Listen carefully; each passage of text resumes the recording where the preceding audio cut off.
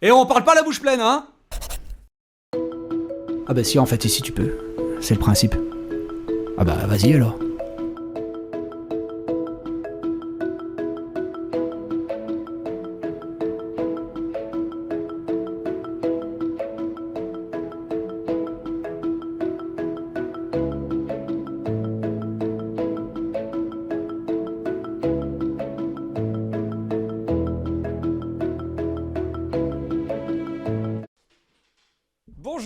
Bonjour à tous, bienvenue dans On parle la bouche pleine, saison 2, épisode 2. Et aujourd'hui, vous savez qui on va recevoir.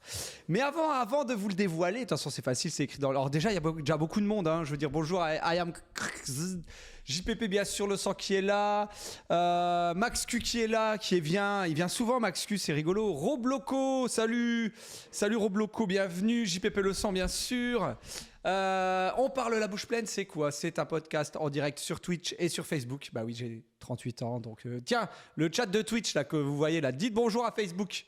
Dites bonjour tous à Facebook, parce que là, je peux vous dire que sur Facebook, il n'y a personne. Hein. C'est sûr et certain. Mais c'est pas grave, on tente des choses. Ah oui, on est sur Facebook, Max Q. On parle la bouche pleine, c'est donc le podcast. On parle la bouche pleine, pardon. On parle la bouche pleine. Oh, je veux pas vous faire un enregistrement. Salut Facebook, on est là les vieux, mais oui. Qu'est-ce qu'on va faire dans ce On parle la bouche pleine? On va manger tout simplement et on va parler d'un parcours professionnel, parler d'un métier, parler d'une carrière professionnelle, d'une vision sur un métier. Et pour aujourd'hui, on accueille un journaliste. Alors un journaliste qui n'est pas que journaliste, il est aussi responsable vidéo dans un groupe de presse. Alors vous allez me dire qu'est-ce que ça veut dire? Vous allez me dire ça veut rien dire, les journalistes en ce moment, c'est compliqué, blablabla. Bref, attendez, ce qui est autre chose de compliqué, c'est mon micro. Ok. Voilà.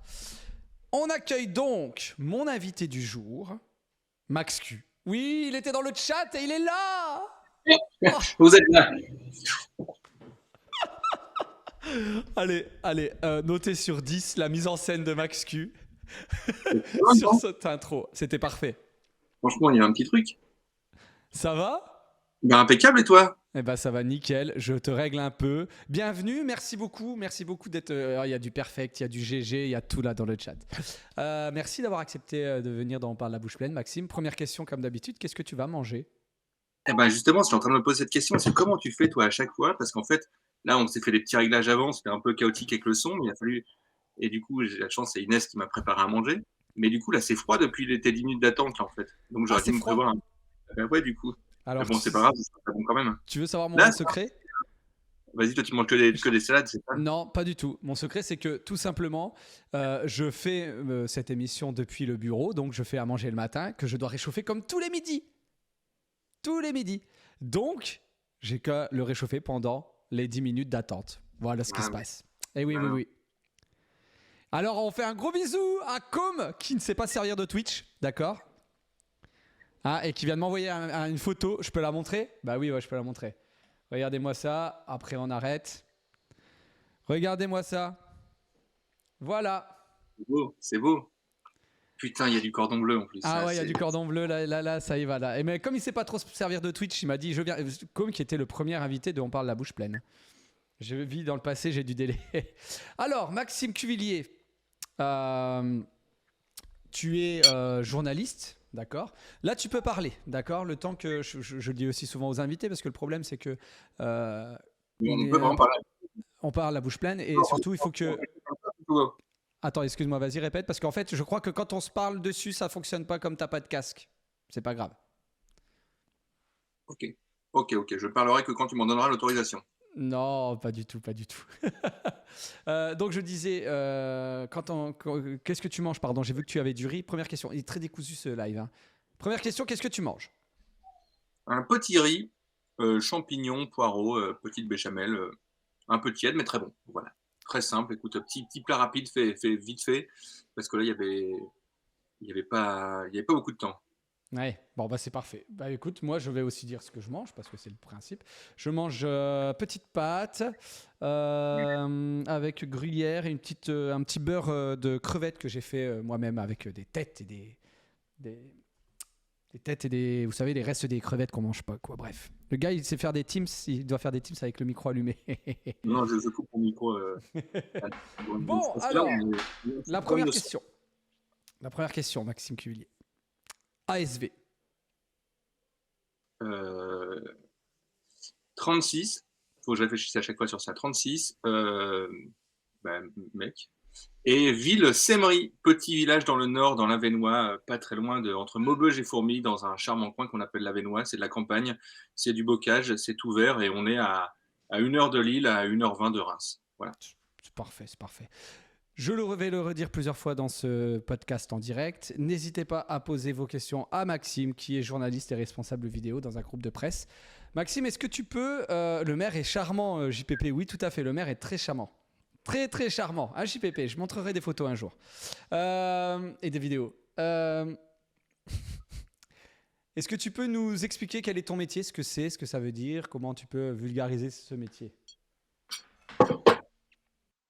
Alors, moi, j'ai souvent tendance à dire, c'est un peu la formule, mais je trouve que ça fonctionne bien, que moi, je suis payé pour raconter la vie des gens. Et en fait, c'est un peu le résumé du métier. Alors, en fait, bon, journaliste, on imagine tous un peu ce que c'est. Peut-être qu'il y aura des questions et peut-être tu vas me poser sur toi comment tu vois ça et puis comment moi je le vois. Mais en tout cas, c'est d'abord et avant tout s'intéresser à la vie des autres, être curieux et aller sur le terrain, en fait. Aller sur le terrain pour raconter, faire du reportage et puis raconter ce qui se passe, raconter le quotidien, raconter les grandes et les petites histoires et essayer de raconter tout ça. Voilà. En gros, pour résumer. Et c'est ça qui t'a donné envie de faire ce métier ? Qu'est-ce qui t'a donné envie d'y aller, là, te dire, allez, c'est une vocation ?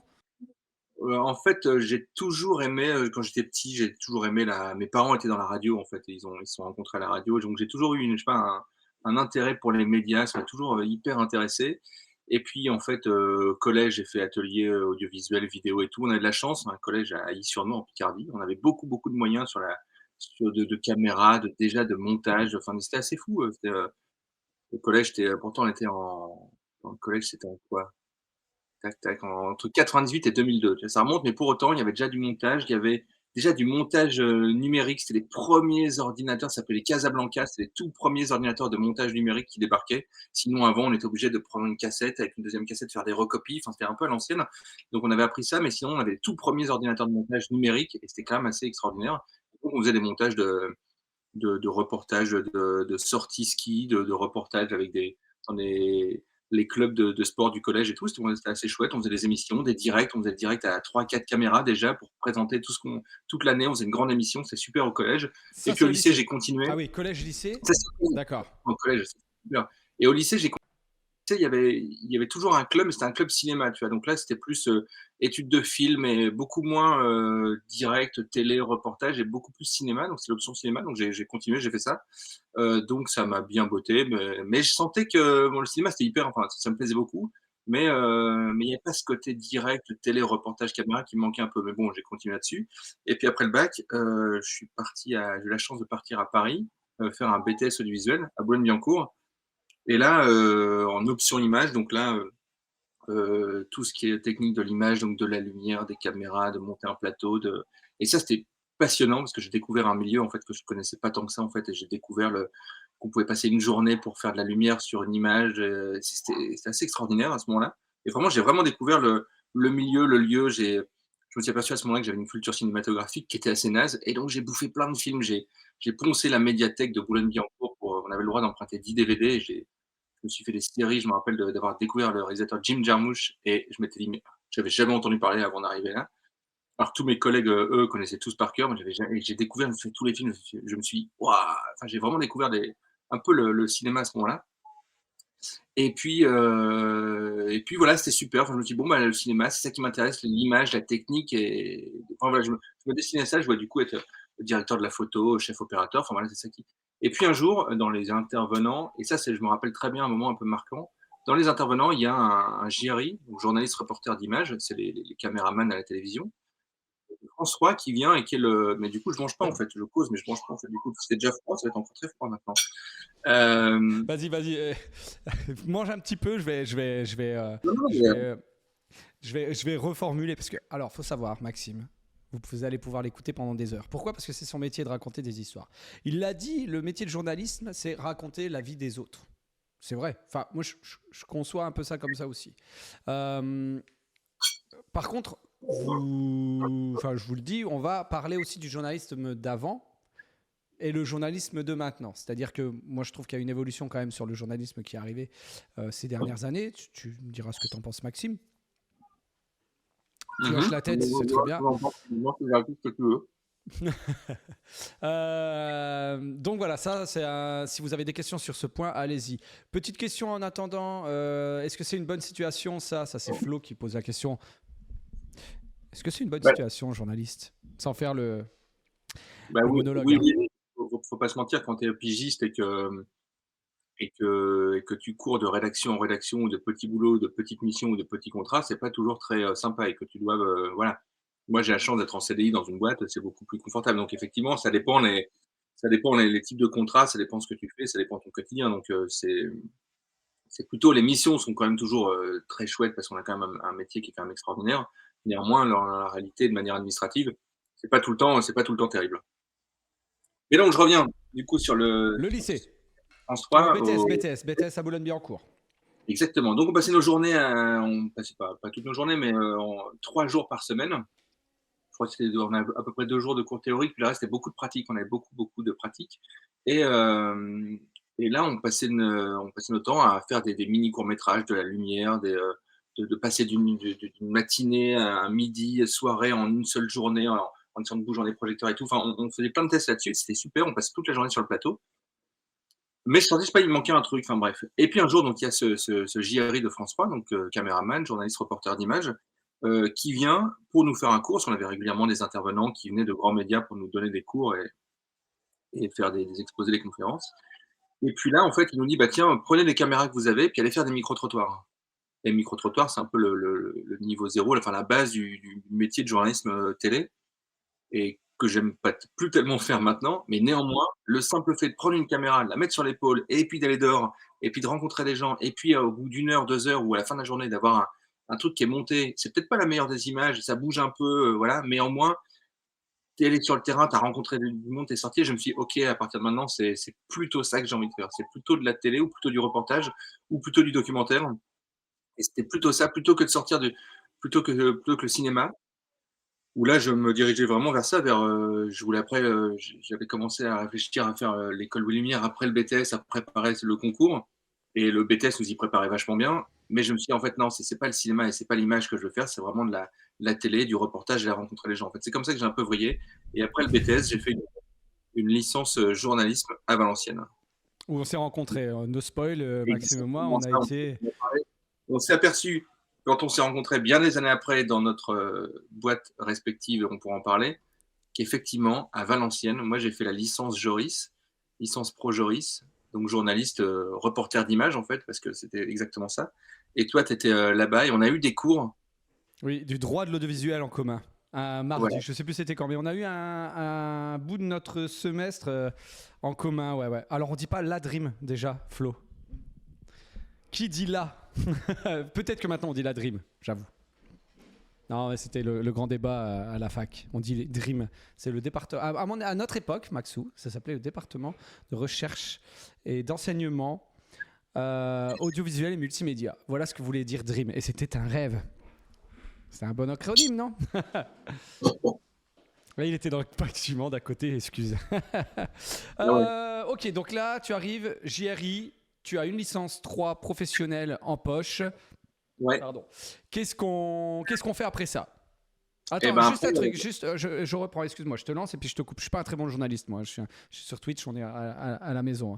On est d'accord que le parcours que tu as eu de formation, est-ce que c'est le parcours classique qu'a un journaliste, ou la plupart des journalistes font un autre parcours? Bah, il y a la voie rêvée pour devenir journaliste, qui est la voie tracée, c'est ce qu'on appelle les écoles de journalisme. Et donc là, il y en a plusieurs en France, des très réputés, comme l'ESJ à Lille, qui est réputé comme la meilleure école de journalisme de Lille. Tu as le CFJ, enfin, tu as quelques écoles comme ça, tu en as une dizaine, et ces écoles-là sont particulières parce qu'elles sont reconnues par la carte de presse. Par la commission de la carte de presse, c'était l'espèce de groupement déjà qui émet la carte de presse, qui gère un peu qui reconnaît les journalistes comme des journalistes professionnels. Et cette commission adoube certaines écoles pour dire ok, ça c'est une école qui est sérieuse, qui est réputée, voilà, pour pas que n'importe quoi. Si moi demain, nous deux demain on monte notre propre école, on pourrait l'appeler école de journalisme vidéo si on veut, ou école de journalisme sur Twitch si on veut, mais pour autant on serait pas reconnu par la profession en tout cas. Donc faut faire quelques étapes quand même, faut être reconnu pour ça. Je sais que moi la licence que j'avais fait, je sais plus où elle en est, mais en fait, à l'époque, nous, c'était la 3e, 4e session et il fallait attendre un peu et ils voulaient postuler pour être reconnus. Enfin bref, donc en tout cas, moi, à ce moment-là, l'école n'était pas reconnue. Mais l'idée, c'est quand tu veux être journaliste, il faut faire ces grandes écoles, en fait. Donc c'est sur concours, c'est des écoles assez prestigieuses, voilà, qui sont maintenant de plus en plus ouvertes à tous parce qu'il y a des on peut même y rentrer, un peu plus facilement. Donc ça, c'est un peu la voie rêvée La voie rêvée, la pour voie classique, c'est école de journalisme et après, on va se faire embaucher dans des rédactions et voilà quoi. exactement. Exactement. Et c'est moi ce que je voulais faire. En fait, je m'étais dit, comme je viens du bagage plutôt technique de l'image, je voulais préparer le concours aux écoles de journalisme. Et je m'étais dit, eh ben, c'est super, je me fais une licence, comme ça je me remets à plat très, très techniquement sur le milieu, sur ce genre de choses. Je m'offre une année pour essayer de bosser dans des rédactions et de pigistes pour préparer le concours. Et puis, comme ça, je tente après. Puis, comme ça, voilà, je me dis, je vais faire aussi, moi, je voulais faire le SI, en fait, passer le concours. Et j'avais Mhm. commencé à le préparer. Et puis, en fait, en sortant de la licence, bah, j'ai trouvé un peu des petits boulots par-ci, par-là. Et puis au bout de 6 mois, j'ai trouvé un boulot qui est depuis 15 ans. Voilà, toujours le même, enfin, en tout cas toujours chez le même employeur. J'ai pas mal bougé, on en parlera, mais en tout cas qui est toujours chez le même employeur. J'ai eu la chance de trouver ce boulot, du coup j'ai un peu abandonné le fait de faire cette école. Voilà. Et tu es devenu tout de même journaliste sans école de journalisme. On Alors, va... Pardon. non, je voulais te dire, il y a tout un petit truc parce que quand tu sors d'une école, tu es tout de suite reconnu comme journaliste. Quand tu es journaliste et que tu sors pas d'une école reconnue, il faut faire tes preuves. Tu es stagiaire, en fait, tu as un statut de stagiaire journaliste pendant 2 ans. Après, tu dois envoyer, tu vas être après adoubé par un représentant de la commission quand même. Enfin, du coup, c'est un peu. Voilà. Question de JPP, vu le triste niveau des journalistes, est-ce que ces écoles forment encore bien? Je pense qu'il parle du niveau actuel.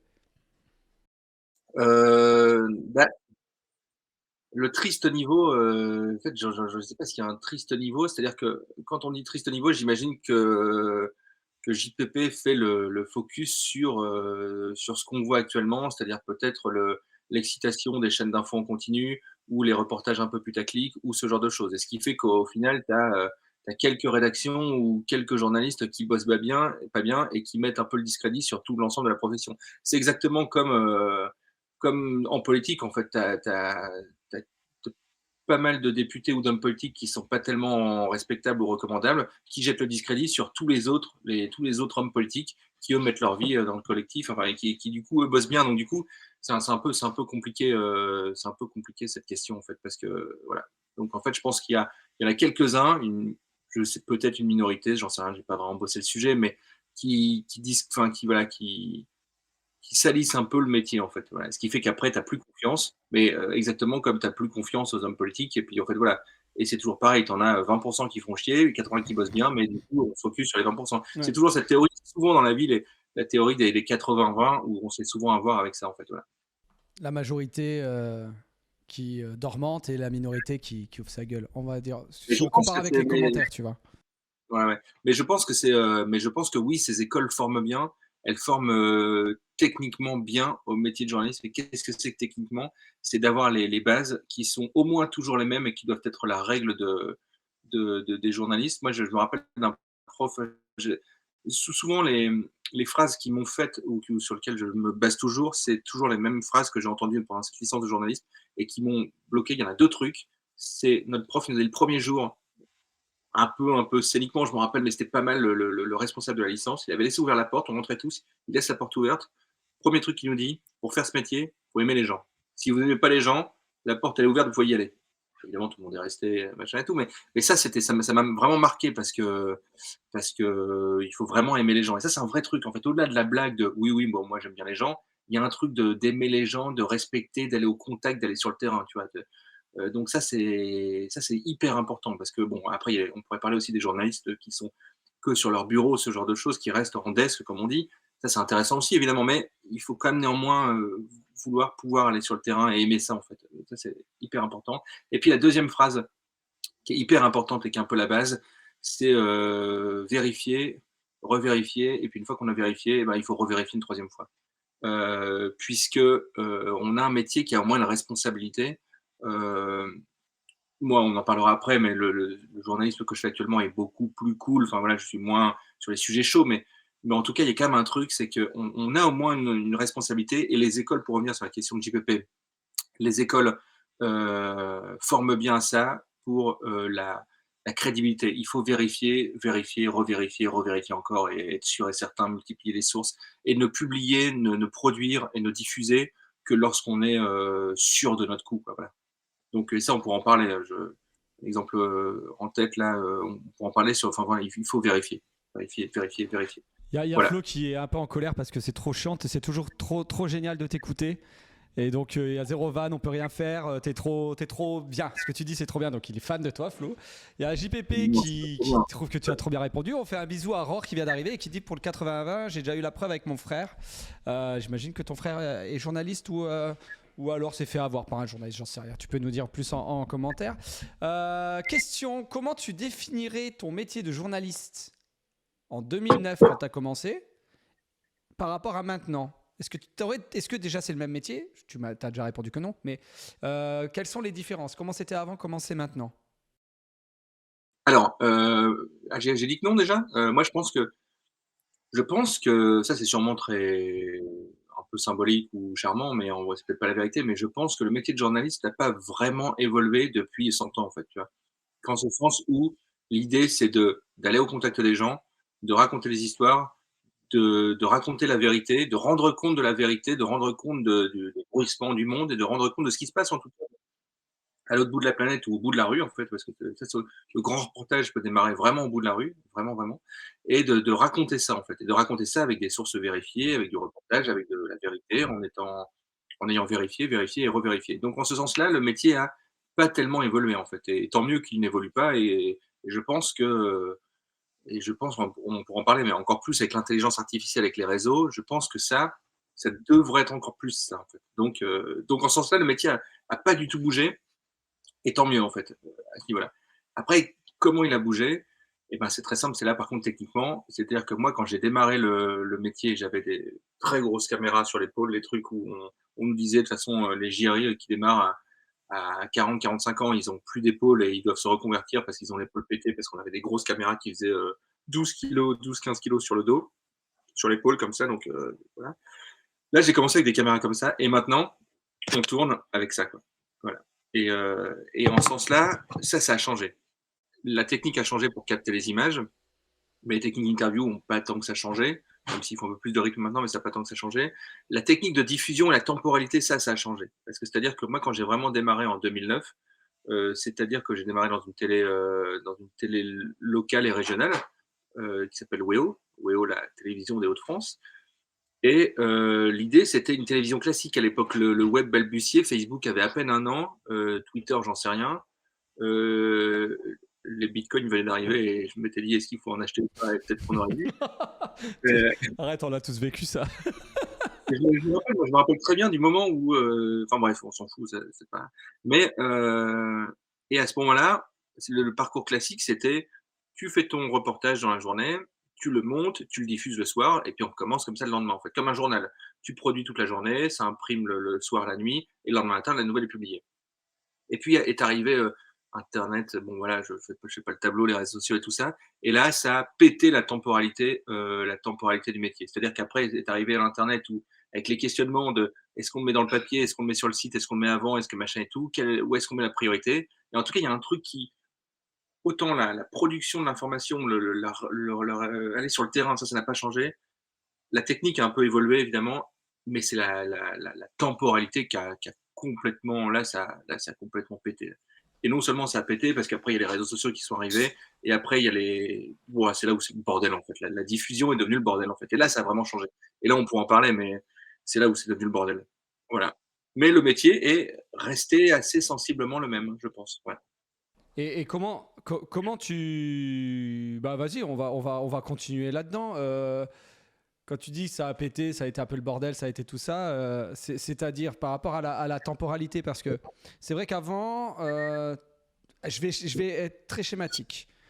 Euh, En presse, il y avait conférence de presse le matin, enfin on faisait ou la veille, non? Parce que c'était non le matin pour le. Oh bah tu vas m'expliquer, tiens en fait. Bon, en télé, en gros, tu vérifies les informations et t'as le JT. Et le JT, c'est là où tout sortait. Voilà, je vais schématiser comme ça, sachant que on est d'accord qu'avant, dans l'ordre des infos, c'est presse, radio, télé, dans le schéma classique, dans l'ordre Oui, de c'est ce ça, qui sort. oui, oui, oui. Bah, en gros, dans toutes les rédactions, ça fonctionne toujours pareil, c'est-à-dire que tu as un rédacteur en chef. Bon après on pourrait faire la granularité, mais tu as des directeurs de la rédaction, ce genre de choses. Mais en gros, tu as un rédacteur en chef. Après, tu as des rédacteurs en chef de service, ce genre de choses, mais rédacteur en chef qui donne la ligne éditoriale, on discute avec les différents chefs de service. Qu'est-ce qu'il y a aujourd'hui? C'est quoi qui fait l'actu? D'un machin et tout. Comment on organise la hiérarchie de l'info? Ça, on pourra en parler aussi. Tiens, il va se passer ça. Voilà, voilà comment ça se passait avant. Enfin, ça se passe toujours comme ça, mais là où la temporalité a changé, c'était on peut prendre une grande télé comme, bah, même comme Nouéo, la chaîne de télé de Lille et des Hauts-de-France, ou TF1, pour le coup, le schéma est le même. C'est que le matin, tu as conférence de rédaction, les journalistes partent faire leur travail, et ensuite c'est diffusé. Alors, TF1, c'est à 13h par exemple, ou le journal de 20h. Nouéo, le journal est à 18h. Voilà, donc il y a des choses comme ça. La Voix du Nord, c'est pareil, conférence de rédaction le matin, parce que Weo, on en parlera, mais ça appartient au groupe La Voix du Nord, et moi, du coup, je gravite un peu dans tout cet environnement-là. La Voix du Nord, conférence de rédaction le matin, on se fait comme ça, boum, on travaille toute la journée, on publie pour le papier est publié le lendemain, l'info est sortie le lendemain. Voilà, c'est un peu ça, c'est la temporalité un peu classique. Et puis, comme quand est arrivé les réseaux et les sites internet, et ben, le problème, c'est qu'il a fallu très vite publier. Quand on a une info, il faut très vite publier. Mais notamment, il y a une question qui se pose, c'est-à-dire, si on prend l'exemple très classique de TF1, il se passe quelque chose avant, il se passait quelque chose, on en faisait un reportage qui expliquait ce qui s'était passé à 20h, mais tout le monde se mettait à 20h devant le JT pour savoir ce qui s'était passé dans la journée. Sauf que le problème, c'est que maintenant, tout le monde est déjà au courant de ce qui s'est passé dans la journée, parce qu'il y a les réseaux sociaux, parce qu'il y a la radio, parce qu'il y a les chaînes en temps réel, puisqu'on a tous des applications, puisque globalement, on est au courant de tout. Donc, ce qui fait que, c'est là où la temporalité a changé, c'est qu'à 20h, tu peux pas raconter ce qui s'est passé. Parce que tout le monde est déjà au courant. Il faut apporter des angles en plus, pourquoi, le contexte, comment, essayer de creuser un peu plus. Et donc, c'est en ce sens-là où la temporalité de publication a vraiment changé. Donc, il faut se poser vraiment des questions sur qu'est-ce que tu publies avant, qu'est-ce que tu réserves sur ton JT, qu'est-ce que tu réserves sur le papier, qu'est-ce que tu donnes tout de suite sur le web. Et puis voilà, enfin, c'est en ce sens-là où. Et puis du coup, eh ben, ça fait qu'il faut publier des fois très vite. Et puis des fois très vite, il y a des erreurs qui se passent. Et donc, et voilà. Donc, c'est en ce sens-là Ça, où la temporalité a complètement changé. Et ça recoupe un peu avec la question de Flo, de Ayam, sur le stream. Est-ce que tu crois que le JT, un jour, va disparaître? En gros, il nous dit, c'est vrai que les habitués du 20h sont de plus en plus en EHPAD. Voilà, moi, je ne sais pas si dans le chat, ici, des gens regardent le 20h. Tiens, bah, tu sais quoi, je vais vous faire un sondage. Ou dites-le moi directement. Je ne sais pas, toi, j'imagine peut-être que... Tiens, question, est-ce que tu regardes le 20h de TF1? Ou le 20h d'autre chose en tant que journaliste? Euh, Hyper rarement. Ouais, en fait, je suis un journaliste télé qui. Je regarde plus trop la télé, je regarde beaucoup, on pourra en parler, moi je regarde beaucoup les replays des chaînes de télé encore, parce que les chaînes de télé font encore les meilleurs programmes en vidéo, presque. Mais je regarde plus vraiment la télé en direct streaming, quoi, tu vois, enfin, à l'ancienne. Tu vois. Néanmoins, moi Donc je suis. le JT, tu crois qu'il va mourir avec nos parents, nos tontons? Ah, je crois pas. Je crois pas du tout. Je crois pas du tout. Comme je suis pas convaincu non plus que, encore une fois, je suis pas convaincu du tout que le. J'en suis pas sûr évidemment, mais je suis pas convaincu que non seulement que le papier va disparaître, par exemple, on en parle depuis des années, je suis absolument convaincu que le papier va pas disparaître, comme je suis absolument convaincu, non pas absolument convaincu, je pense, c'est plutôt comme ça qu'il faut dire, je pense que le JT de TF1 ou de France 2 va pas disparaître non plus. Pourquoi? Parce qu'en fait, tu vois très bien qu'ils se sont déjà bien renouvelés et que ils vont trouver la solution et que peut-être la télé, ce sera plus le rendez-vous où toute la famille se pose pour avoir l'information, mais ce sera un rendez-vous événementiel d'autre chose, où tu viens chercher une information. Et tu le vois bien, parce que quand tu regardes avant les 20 heures de TF1 France 2, pour parler de ceux-là qu'on connaît le plus et qui sont les plus classiques, c'était une quinzaine de reportages qui s'enchaînaient. Après, il y a eu des interviews. Après, il y a eu des reportages plus longs. Après, il y a eu des parties magazines. Après, il y a ceci, après, il y a cela. Et au final, et le reportage de 20 heures de TF1, c'est aussi une banque de données de reportages que tu peux aller picorer après. Ce qui fait qu'en gros, c'est une usine à reportage à information qui fait que je suis pas convaincu, moi, je suis convaincu que le rendez-vous de 20 heures continuera. Et je suis d'autant plus rendez-vous, d'autant plus convaincu de ça il y a 5 ans, on se disait mais c'est terminé, mais les jeunes ne prennent plus de rendez-vous, les jeunes picorent et les jeunes ne regardent que la télé quand ils veulent. Et puis depuis, en fait, les jeunes à 18h ou 20h se mettent devant Twitch pour regarder des gros rendez-vous. Et donc, en fait, il y a tous ces usages-là. En fait, les usages changent, mais les rendez-vous restent un peu les mêmes. Et je pense qu'il y a alors le 20h TF1 ressemblera plus tellement à ce qu'on a connu, mais je suis convaincu qu'il y a au moins, ça va perdurer, quoi. Comme le papier, on peut en parler aussi, mais je suis convaincu que le papier va perdurer aussi, quoi. Donc voilà. Et tout ça, ça évolue, et tant mieux, en fait, c'est bien, en fait. Oui, bien Voilà. sûr. C'est très pratique, dit JPP, le papier et la télé quand t'as pas Internet, ça c'est vrai. Est-ce que tout simplement le 20h de TF1 ne deviendra pas le 8h de TF1? Tu vois ce que je veux dire?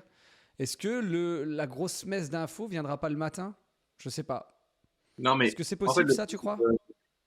non, mais il y a surtout un truc, c'est quelle est ta diffusion prioritaire, tu vois, pourquoi tu bosses et quelle est ton édition et ce genre de choses. C'est-à-dire que là, par exemple, les journalistes du 20h de TF1 bossent ils sont là en train de travailler comme des fous, ils débandent pas jusqu'à 19h59, puis à 20h, ça commence, le boulot a été fait. Sauf que, on va peut-être aussi se poser la Oui, mais question, ça, c'est les quel est journalistes, je te coupe, ça, c'est les journalistes actuels. Ouais, mais oui, Tu vois ce que actuel, je veux mais dire? C'est-à-dire que ces gens-là, est-ce que, par exemple, un mec qui sort d'école de journaliste maintenant préfère aller au JT TF1 ou aller devenir rédacteur en chef d'une partie de chez Hugo Décrypte, tu vois? alors C'est après, ça la question. ça, c'est les choix perso. Après, il faut voir aussi les audiences. Tu vois, mine de rien, le TF1 sur l'information, entre 13h et 20h, reste encore assez puissant. Tu vois, Ouais. ça mobilise énormément de monde. Mais par exemple, euh, TF1 à 20h, je crois qu'ils font entre 5-6 millions, quelque chose comme ça, enfin, peut-être un peu moins. Enfin bref. Mais peut-être qu'un jour, on regardera les audiences du digital sur tous les reportages. Et ce sera peut-être plus important que la grande messe. Et qu'au final, la grande messe restera le lieu où on emmagasine tout ce qu'on a fait de la journée, mais à la limite, qui est juste le lieu de création. Et au final, on aura été picorer les reportages avant et ça fera de l'audience. Et c'est pour ça que ça restera, à mon avis, un carrefour de création d'informations, voilà, qui sera plus le même. Il y aura plus ce côté grand-messe, mais il y aura quand même ce côté de l'importance de créer des choses et qui auront faire leur vie ailleurs sur Twitch, sur tous les reportages sur YouTube, sur les plateformes de replay, ce genre de choses. Donc ça va sûrement, en fait, c'est les usages qui changent, mais l'envie d'information, elle est toujours là où le partage. Enfin, voilà, donc c'est pour ça que je pense que ça va évoluer, mais ça, voilà. C'est pour revenir un peu sur la remarque, le commentaire de Rorschach qui nous dit il comprend pas tellement comment ça se fait que maintenant on est tous dans avoir de l'info tout de suite. J'ai entendu dire que t'as vu ça machin et ça recoupe avec des choses que je vis moi assez souvent au bureau. Il y a quand même dans l'agence où je travaille des gens un peu plus jeunes. Et j'ai pris ce réflexe, mine de rien, alors je sais pas si c'est bien ou pas, de quand ils me disent un truc, je dis où est-ce que tu l'as vu? Ah, t'as vu ça là, le machin, et ce qui s'est passé? Où est-ce que tu l'as vu? Parce que même moi déjà, je fais attention de où est-ce que je l'ai vu. Je ne sais pas si vous avez dans le chat ou toi, Maxou, ce réflexe de, tu vois, quand tu scrolles. Ok, je suis sur TikTok, je suis sur Insta, je suis sur Facebook. Donc là, des infos, en veux-tu, en voilà, j'en ai partout. Je scrolle, je vois quelque chose, je m'arrête sur quelque chose par rapport à l'image, par rapport à l'accroche, parce que c'est bien fait, hein, attention. Donc c'est fait pour qu'on s'arrête. Et tout de suite après, je regarde en haut le nom du compte. Toujours, toujours, toujours. Je ne sais pas si les gens l'ont maintenant et je ne sais pas surtout si les jeunes ont les mêmes références que moi. C'est-à-dire que par exemple, je vois un truc d'un compte que je ne connais pas trop, mais même qui est beaucoup suivi ou quoi, ou je vois un truc du Parisien ou de France Télé ou d'autres choses, bah, j'ai tendance à être un peu plus dans ma zone de confort, on va dire, de news. Est-ce que toi, tu ressens ça en étant dans le domaine et qu'est-ce que tu penses de justement cette nouvelle génération qui peut-être plonge un peu trop vite dans la fake news, quoi? Bah, là, il y a un truc, ouais, ouais, là, je suis d'accord et moi, je suis complètement là-dedans, enfin, complètement là-dedans, c'est-à-dire complètement, moi, dans les qualités que j'imagine pour un journaliste, c'est, donc la crédibilité, la vérification, fiabilité, enfin, voilà, à fond. La curiosité, parce qu'il faut être curieux, on en revenait sur aimer les gens, aimer le terrain et ce genre de choses. Et puis, il y a quand même un truc aussi, et qui, moi, est une qualité que enfin, j'essaie d'avoir le plus possible et qui me paraît même tout le temps, c'est le doute, en fait. Faut tout le temps douter, en fait. Il faut toujours, enfin, moi, je doute toujours et des fois, quand je vois des titres, je me dis: «Oh, qu'est-ce que c'est que cette affaire?» quoi. Je me dis des fois, quand tu vois les trucs, tu dis: «C'est quoi ça?» donc faut tout le temps douter, je pense. Moi, je sais que j'ai des relais, enfin, des zones de confort intellectuel où je me dis: «Tiens, bon, quand tu es, quand tu es sur France Info ou quand tu es sur Le Monde, tu sais que globalement, tu as une info qui est vérifiée, qui est sérieuse, qui est pas trop partisane. Enfin, tu dis: «OK, bon là, je suis dans une zone de confort». Mais dès que tu sors un peu de tout ça, tu te dis: «Ouais, qui parle en fait? Et qui parle au nom de qui?» Et notamment, il y a tous les journalistes sur Twitter, par exemple, alors je suis plus tellement sur Twitter parce que j'ai franchement du mal. Néanmoins, quand tu vois un journaliste qui est un mec qui dans sa bio, il a, journaliste, c'est passé par-ci, par ça, machin et tout. Moi, je me dis toujours: «Je connais pas ce gars-là, je sais pas pour qui il parle, je sais pas quelles sont ses convictions, je il y a toujours un doute», tu vois? Et je me dis: «Oh là là, je sais pas en fait». Et donc du coup, moi, quand je sais pas, je doute et je préfère ne pas avoir de donc alors je lis quand même, je m'informe sur tout, sur même sur les médias, sur le enfin je de droite, de gauche, enfin j'essaie de regarder tout ce qui se passe pour aussi sortir de ma propre zone de confort, personnelle. Mais néanmoins, il faut toujours douter, il faut savoir qui parle, il faut savoir que ça fait du, enfin voilà, il faut toujours douter en disant: «Tiens, quand il y a une information là, ça bénéficie à qui?» Et qui voilà et ça, c'est toujours important. Il faut toujours se poser les bonnes questions et essayer d'avoir le plus de sources. Et moi, par exemple, je sais que je suis en zone de confort à peu près sur le sur Le Monde et France Info. Et peut-on faire confiance à Toutoun? Ça, j'en sais rien. Quelles sont ses sources à Toutoun? Et puis il parle pour qui, tu vois? Est-ce que Toutoun, tu vois, c'est peut-être, voilà, on ne sait pas par qui il est payé Toutoun, tiens, on ne sait pas trop ça, tu vois?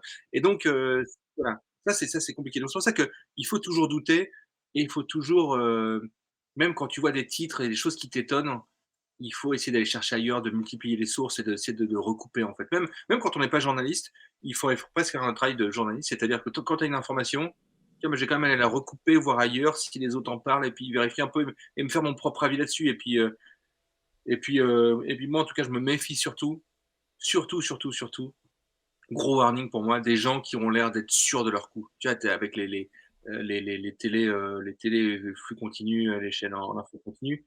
Moi, je me méfie surtout des gens qui ont l'impression de connaître la vérité, enfin qui le font comprendre. Moi, je sais, c'est comme ci, c'est comme ça, et ils t'imposent des trucs. Ah oui, mais l'histoire, machin et tout, et tu dis, oula, plus les gens sont sûrs, à mon avis, moins c'est sérieux en fait. Donc voilà, c'est pour ça qu'il faut le doute est à mon avis la valeur la plus importante. Comme les scientifiques doutent et ça me paraît être toujours la meilleure des valeurs, c'est le doute et de douter de tout, ce qu'on voit, ce qu'on fait pour se dire: «Il y a peut-être un truc et tout, creusons», pour voir un petit peu, voilà.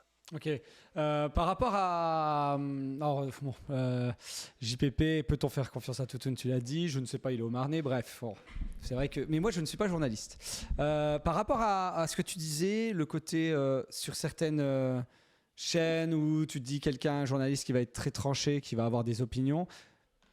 Qu'est-ce que moi j'ai toujours un peu pas de mal, mais je me pose la question. Par exemple, on parle beaucoup là, en ce moment de C8, D8, tout ça parce qu'ils sont passés à l'audition au Parlement devant les députés. Tu vois, par exemple, un mec comme Pascal Praud, je veux pas faire de polémique ni rien, il a la carte de presse. Qu'est-ce qui le différencie un journaliste intègre ou pas? Est-ce qu'il est intègre? Je sais pas, je suis pas là pour le juger, c'est pas mon métier. D'un autre. Tu vois ce que je veux dire? Il y a quand même un côté, j'ai la carte de presse, je suis journaliste, ce qui est normal, ce qui est vrai. Et donc, c'est quand même un gage de confiance, j'imagine. En tout cas, j'imagine que dans l'intellect des gens, dans l'inconscient des gens, c'est un gage de confiance. Comment on peut essayer de déceler ça?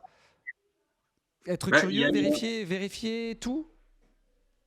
bah, moi, je me dis déjà, enfin, il y a un truc, encore une fois, je reviens sur le doute, mais les gens qui affirment des choses. Et tu sens que, et c'est là le problème des chaînes d'infos en continu, sans en citer particulièrement, mais partout, en fait, c'est les gens qui courent les plateaux télé, qui tu as l'impression qu'ils ne passent la vie que sur les plateaux télé et qui ont des vérités sur tous les sujets, que ça de l'économie à la santé, à la situation de la femme, à la situation en Ukraine et mais sur la situation, israélo-palestinienne. Enfin, je me dis: «Il y a des gens donc qui sont spécialistes de tout et qui ont les informations sur hyper précises». Enfin, je sais pas toi, moi, mais moi, il y a quelques sujets sur lesquels je suis un peu passionné et je crois avoir quelques bonnes informations, tu vois? Même si je doute, tu vois? Mais je suis vraiment pas un expert, après on pourra parler du là, mon boulot aussi, c'est de gérer le digital et tout. Je pense être pas mauvais sur le digital, mais pour autant, le métier est tellement changeant que j'ai jamais de certitude, en fait, sur tout ça, tu vois? Et je me dis: «Comment les gens peuvent avoir autant de certitudes en ne passant la vie que sur le plateau de télé, en allant rarement sur le terrain?» Bon ça, je me dis, il y a c'est bon ça, c'est je me dis: «Bon, c'est pas des experts, quoi», tu vois? Des mecs qui te sortent des chiffres comme ça, alors qu'il y a des gens, des sociologues, des chercheurs qui bossent pendant des années, des dizaines d'années sur une donnée et qu'un mec te vend. Bon, ouais, moi, j'ai toujours des doutes là-dessus sur les mecs qui détiennent la vérité. Et puis, enfin, c'est vraiment ça, c'est l'histoire de doute et puis l'histoire de l'opinion, tu vois? C'est ça qui est terrible aussi. L'opinion, c'est pas un fait, tu vois? Quand tu commences par «je pense que» ou quand tu amènes quelque chose de tes propres valeurs, tu te dis: «Mais ça, c'est pas un fait, quoi». Donc ça moi, je pense que c'est pas que l'opinion vaut rien, elle est pas intéressante, mais quand tu vas au bistrot et que tu as un gars qui te dit: «Mais moi, je pense que machin, nanana», ah bah, c'est super, tu es content de savoir que Bertrand, il pense ça et que Nathalie, elle pense ça. Donc ça, tu es content parce que comme ça, tu sais un peu ce que les gens voilà et comme ça, tu sais avec qui tu vas pouvoir discuter avec Bertrand et avec Nathalie. Ça, c'est intéressant, tu vois? Quand quelqu'un à la télé te dit: «Je pense que», donc c'est super, donc c'est Michel qui lui pense ça, mais sauf que si lui il pense ça, moi je peux très bien penser des trucs et c'est pas la vérité. Donc faut faire toujours attention faut repérer, ça c'est important dans la façon dont les gens parlent sur les plateaux terrain, sur les plateaux télé. Quand ils disent, «je pense» ou «à mon avis» ou «le sentiment que j'ai», mais les sentiments, c'est pas des faits, en fait. C'est ça qui est un peu hyper important, c'est qu'un sentiment, le sentiment d'insécurité, par exemple. Ça, tu le dis, ça, le sentiment d'insécurité, ça on l'entend partout, tu vois? Mais sauf que c'est qu'un sentiment, c'est qu'une appréciation donnée sur un moment où et c'est pas un fait, en fait. Et c'est ça le problème, en fait, de tout ça, c'est qu'on mélange les opinions, les sentiments, les perceptions personnelles de ce que tu as vu dans le métro le matin en arrivant ou dans le train ou ce que tu as vu en sortant de chez toi à, à des faits, en fait. Et ça, Et, c'est et du coup, tu penses que c'est de la faute. Enfin, je vois totalement ce que tu veux dire, et notamment les éditorialistes, c'est comme ça qu'on dit, c'est pas spécialement des journalistes ou les consultants, tu vois, c'est pas des journalistes, et ils viennent bah, donner c'est leur ça. opinion. C'est bien s'il y a débat, c'est-à-dire si tu as. Enfin, ces émissions, je pense, sont pertinentes si tu as le contre-coup. Tu as un côté et un autre pour faire un débat d'idées et essayer de faire avancer le sujet, quoi. Et c'est vrai que sans ça, je suis d'accord avec toi. Donc, toi, pour toi, la petite astuce que tu donnerais aux gens là, c'est un mec qui commence par dire je pense que mon opinion c'est que, je dis, ça veut pas dire qu'il a tort ou qu'il voilà, Ah non, pas du tout. il faut se méfier. Tu préfères un mec qui Ouais. dit mes sources me disent que, Non, mais entre guillemets, euh, hein, j'essaie de schématiser, de vulgariser pour que ça soit le plus simple possible. Mais non, mais notamment, sur la crise climatique quand même, tu vois? Sur lequel il y a quand même un consensus, scientifique depuis les années 70 ou enfin voilà donc où il y a des mecs qui ont bossé, qui ont dévoué leur vie à la recherche sur les changements climatiques et puis, des mecs qui sont un peu, viennent te dire: «Mmh, oui, oui, oh bah, non, mais on a pas l'impression qu'il y a un changement climatique». Enfin, et là tu te dis: «Bon, bah, en fait, qu'est-ce que vaut la parole d'un scientifique? Ça fait 30 ans qu'il bosse sur le sujet et que voilà». Il y a un mec qui a le sentiment que bah, il fait chaud donc en fait, c'est enfin, tu vois? Donc voilà. Donc c'est en ce sens-là où il faut vraiment se méfier des et après c'est est-ce qu'il faut en vouloir à ces personnes-là? Il faut peut-être en vouloir, au métier, je sais pas, c'est là où c'est compliqué, mais quand tu faire du reportage, par exemple, on en revenait là-dessus, tu vois? Faire du reportage, ça coûte cher parce qu'il faut prendre quelqu'un, il faut l'envoyer faire du reportage, c'est pour revenir avec 1 minute, 2 minutes, 3 minutes, 10 minutes, un documentaire, enfin tout ça, ça coûte cher en fait et ça coûte moins cher dans les économies de notamment des chaînes d'information continue, de mettre 5 gars autour d'une table, de prendre un sujet, d'en parler pendant 1 heure et puis ça fait de l'information et donc c'est ce sujet-là où c'est toujours très compliqué, c'est parce qu'évidemment ça coûte moins cher de faire ça donc les chaînes de télé le font beaucoup plus mais heu, mais il faut toujours se méfier des gens qui parlent, qui parlent, qui parlent, c'est toujours les mêmes et puis qui ont les infos sur tout donc faut douter, faut voir, faut émettre toujours des surtout quand certains te citent des phrases ou des chiffres comme ça, il Mm. faut se méfier, quoi. Faut toujours se méfier. Voilà. Mm. Oui, Ror a raison. Il y a certains journalistes qui sont bons, qui sont moins bons, d'accord. Je suis en train de lire, excuse-moi, j'aurais dû le faire avant. Ça, c'est moi qui n'ai pas bien fait mon boulot de modérateur. Oui, voilà, faut recouper les infos, faut regarder plusieurs médias. Ça, c'est peut-être le conseil qu'on peut le plus donner à ceux qui veulent essayer de vérifier, c'est de regarder plusieurs médias. D'en faire confiance peut-être à d'autres. Mais l'idéal pour moi, selon moi, je ne suis pas journaliste, même si ça m'est arrivé de faire ce métier-là, mais pas dans le news ou dans l'actu ou dans la recherche d'informations, mais plus dans la vulgarisation et tu vois, la réduction d'informations pour faire passer un message pour des clients notamment, ce qui est une autre forme de journalisme. Plutôt, je ne sais pas si on peut dire journaliste. D'ailleurs, je trouve que c'est pas du journalisme, moi, personnellement, mais bon, pour moi, le journalisme, c'est plutôt de la recherche, l'enquête, tu vois ce que je veux dire? Oui. Prendre un interview d'un chef d'entreprise, il veut passer ça, il veut dire ça, je lui pose des questions, après je coupe, je fais ça, je mets un bout à bout et ça vend sa boîte. Pour moi, c'est de la réalisation, c'est de la mise en image, c'est de l'écriture. Oui, mais Enfin, tu vois ce que je veux peut-être dire? que oui. Oui, parce que du coup, journaliste, c'est aussi devenu, enfin la compétence journalistique est presque des fois de donc il y a des gens qui ont des compétences journalistiques qui sont utilisées pour faire des reportages corporate, institutionnels, pour interviewer un patron comme tu dis, mais qui répond à un cahier des charges publicitaire en fait et donc là, c'est des méthodes journalistiques, mais effectivement, le résultat, c'est pas tellement journalistique. Donc, tu vois, donc, voilà. Oui, il y a ce sujet, évidemment. Et, justement, du coup, pardon, parce qu'en ce moment, en même temps, j'enregistre des bouts parce que c'est trop pertinent ce que tu dis. C'est pas pour te. J'enregistre des petits bouts parce que il y a des trucs qui sont vraiment trop bien et je pense qu'il faudrait que ça soit plus vu que ce que ça va l'être, parce que ça permettrait d'éduquer un peu les jeunes. En parlant de ça, tu parlais de la sensibilisation à la fake news. J'ai l'impression que l'éducation nationale y va tout doucement. C'est-à-dire que dans les collèges, on commence à avoir des cours, c'est plus de l'éducation civique comme on faisait, mais il y a certains professeurs qui arrivent à faire de l'initiation à la fake news. Tu vois ce que je veux dire? Chose qui n'existait pas avant. Et ça, je pense que ça va dans le bon sens. Je sais pas ce que tu en penses, mais il faut en tout cas. Enfin, je sais pas comment éduquer. Il faut éduquer en fait. Il faut éduquer les gens. Je dis les jeunes et je reviens aussi sur un JPP qui disait c'est pas une question de jeunes sur Facebook, tu as les vieux boomers qui également font la même chose. Oui, c'est vrai, t'as pas que ça. Et Flo de IAM disait c'est une génération d'habitude et non d'âge. C'est-à-dire qu'on est rentré dans une habitude d'information qui arrive, et j'en suis le premier fautif aussi parce que je bosse là-dedans, pas là sur Twitch et encore même si, mais voilà. Et pas pour de l'actu en plus. Mais oui, on est quand même dans une société qui tout simplement fournit des choses, beaucoup. Et est-ce qu'on arrive encore à avoir un esprit critique? Est-ce qu'on arrive à développer un esprit critique, à développer un sens critique? Je sais pas. Je sais pas ce que tu en penses sur ce point de vue, mais moi ça me fait un peu peur pour nos enfants, mon cher Maxime. Bah ouais, mais après, non, il faut pas avoir, ouais, il faut avoir peur de la profusion d'informations, la profusion des sources. Enfin, effectivement, ça part dans tous les sens, évidemment, mais je crois que les jeunes sont pas idiots et ils savent très bien se servir des de tous les outils, de tous les médias sociaux. Non, ce qu'il faut faire, c'est de l'éducation aux médias, mais comme c'est comme apprendre à être citoyen, c'est-à-dire que en fait, il faut apprendre à avoir un esprit critique. J'ai vu ça, c'est Jean-Pierre Pernaut qui dit il faut développer l'esprit critique, mais il faut développer le doute, il faut développer et puis il faut développer la curiosité aussi, et de se dire que c'est pas parce que quelqu'un t'a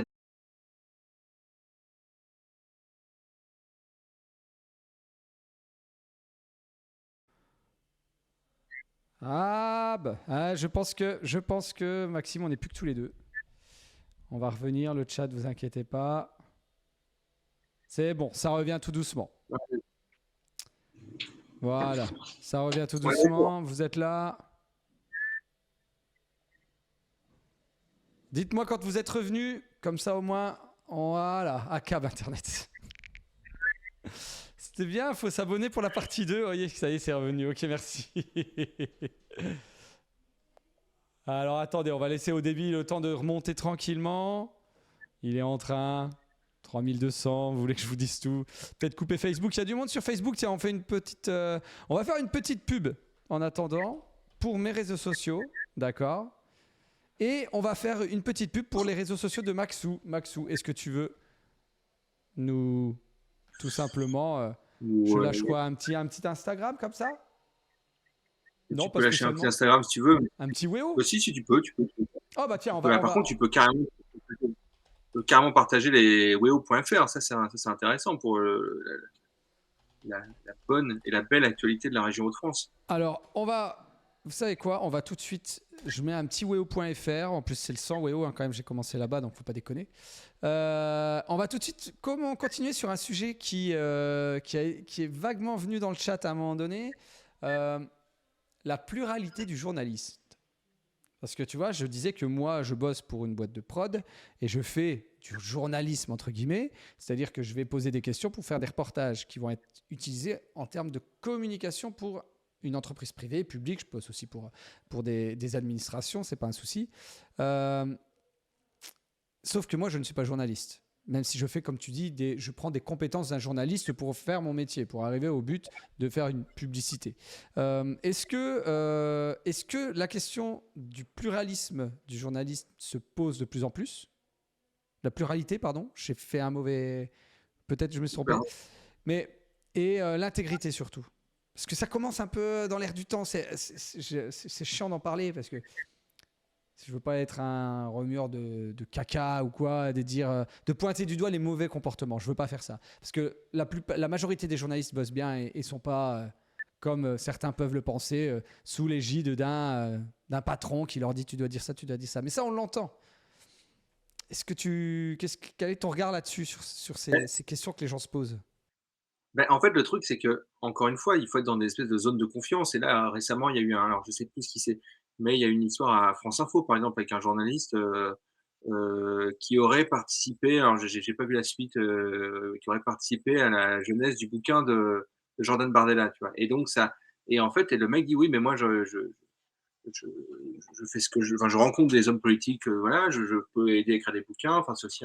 Et en fait, il y a surtout un truc, c'est que quand tu as une responsabilité de fiabilité et d'honnêteté et au moins de justesse et de justice, c'est compliqué d'aller te vendre à côté et faire des parce que tu c'est ça en fait le truc, c'est qu'après alors tu peux très bien, ce qu'on appelle dans le milieu des journalistes, c'est faire des ménages. Oui, C'est-à-dire, j'allais le dire, faire des ménages. et ça se fait, genre tu es un gars connu, tu es un animateur connu et puis du coup, il y a une entreprise, qui a pignon sur rue, qui fait sa conférence et qui prend un journaliste. Donc ça c'est accepté dans le milieu. Bon ça c'est OK. Enfin, il y en a qui le font, il y en a qui le font pas. Bon voilà, on peut avoir un regard ou une opinion sur ce sujet-là, mais bon en tout cas voilà. Il n'empêche que à la fin, quand le mec revient sur son média, qui c'est qui parle en fait? Est-ce que, tu vois, c'est là où il y a des doutes en fait. C'est pour ça que c'est hyper important d'avoir une intégrité et une honnêteté et ce genre de choses, en fait. Donc tu peux faire ce que tu veux de ta vie après, personne ne te l'empêche, mais après tu veux pas revendiquer une intégrité totale et puis parler, enfin donc c'est pour ça que c'est le sujet, c'est de l'intégrité, c'est voilà, bon, il faut faire gaffe, quoi.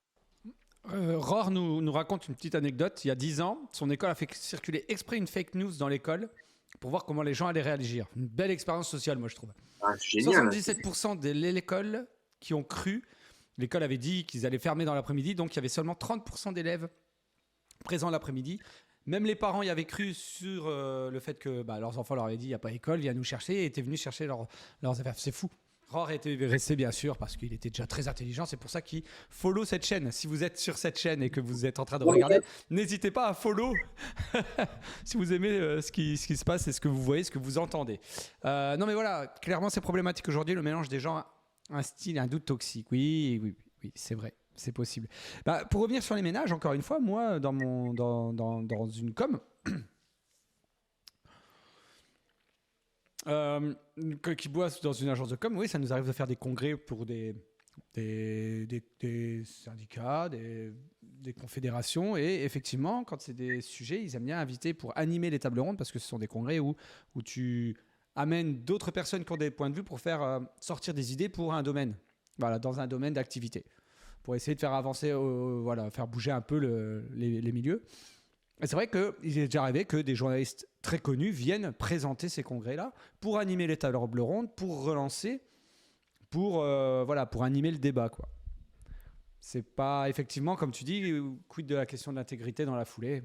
Voilà, ça se fait. Alors après, quand tu vas animer, mais c'est toujours pareil, parce que qui te paye, en fait? Parce que si c'est un syndicat agricole puissant qui te paye, par exemple, ou le lobby de tel produit ou ce genre de choses et qu'après tu retournes dans ton média et qu'en plus si on te Et on parle pas la bouche pleine, hein. agricole, par exemple, si on te fait interviewer par les questions agricoles, c'est que tu es un journaliste qui est plutôt un peu capé dans le milieu, qui a peut-être une compétence là-dessus et donc c'est toujours un peu compliqué. Donc voilà, donc c'est pour ça qu'il faut, je sais pas s'il faut l'interdire, chacun fait encore une fois, chacun fait ce qu'il veut, hein, tu vois? Voilà, mais il faut en tout cas se méfier et il faut avoir du doute, il faut se dire bon et c'est pour ça que c'est important d'avoir des relais de confiance et c'est pour ça que ça a fait un émoi, par exemple, à France Info, cette histoire-là, avec, un journaliste qui a Ashvili.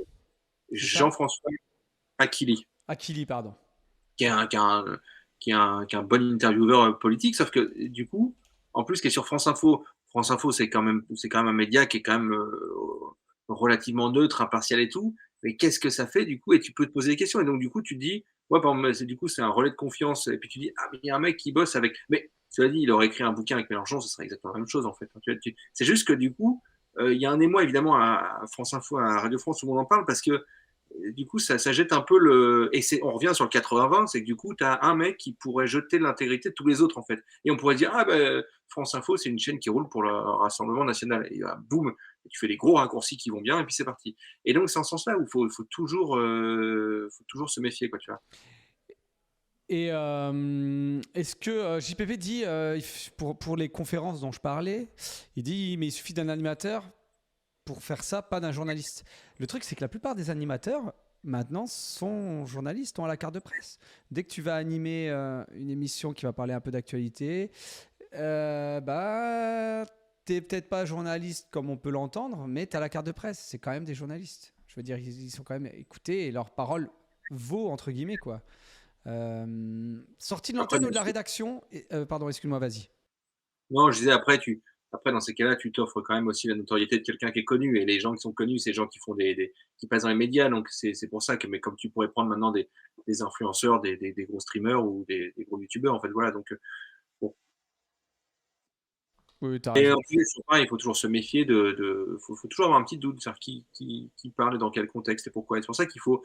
Mais c'est super l'expérience dans le collège, ça, tu vois, parce que c'est extraordinaire, parce que tu as une info qui sort. Alors, déjà, de où l'info sort, faut se méfier, tu vois.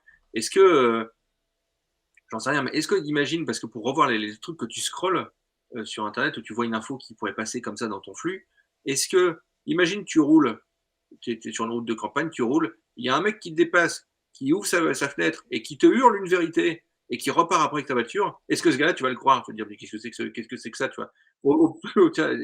Évidemment, tu dis, qu'est-ce que c'est que ce gars qui arrive comme ça, qui me file l'info et tout. Mais donc, tu vas dire, ah bon, il y a peut-être un truc, il va peut-être donner une information, auquel cas tu vas la vérifier, auquel cas tu vas prendre ton téléphone, tu vas regarder sur Internet, tu vas vérifier un peu qui, quand, quoi, comment, tu vois. Et donc, peut-être que, tu vois, sur l'expérience au collège, là, c'est au lycée, c'est super parce qu'un truc comme ça prend 3 minutes d'aller à la vie scolaire, de dire, tiens, dis donc, est-ce que cette information est vraie?